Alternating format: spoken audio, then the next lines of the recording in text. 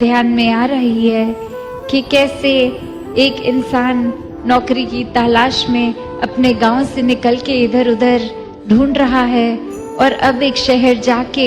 एक छोटी नौकरी धीरे धीरे और बेहतर मिलती गई और कैसे अब सुख साधन सारे। और अब वो मालिक उसका देखता कि ये रोज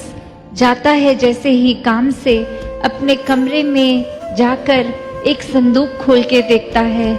और वही मालिक के दिमाग में डाउट आने लग गया कि ये कहीं कोई धन की चोरी तो नहीं करके अपने कमरे में उस संदूक में डाल देता है रोज कुछ ना कुछ ले जाकर।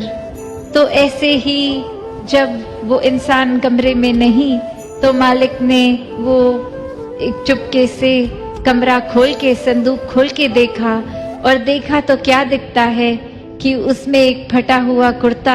एक फटे हुए और वस्तुएं, एक चप्पल टूटी फूटी और वो ही बस सामान था पुराना उस संदूक में। तो फिर उस मालिक से रुका नहीं गया और उस इंसान से पूछा कि ये तो सामान फेंकने का है, उसको कब से रख के भी बैठे हो और ये क्यों संभाला है, रोज ये क्यों जाके देखते हो।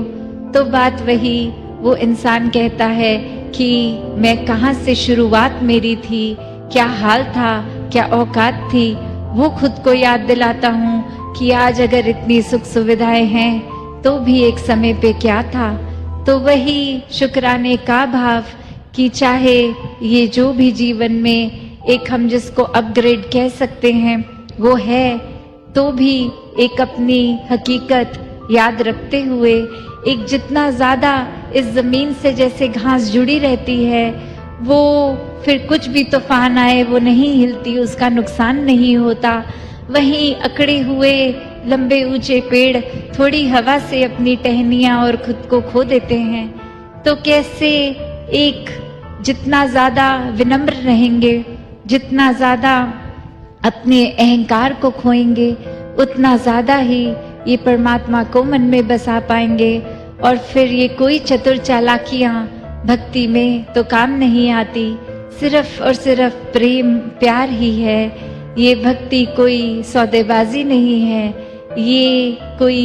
ऐसी बात नहीं है कि हम परमात्मा आपका कुछ देर नाम लेंगे उसके बदले कुछ चाहिए। तो ये कोई ना सौदा है ना इसमें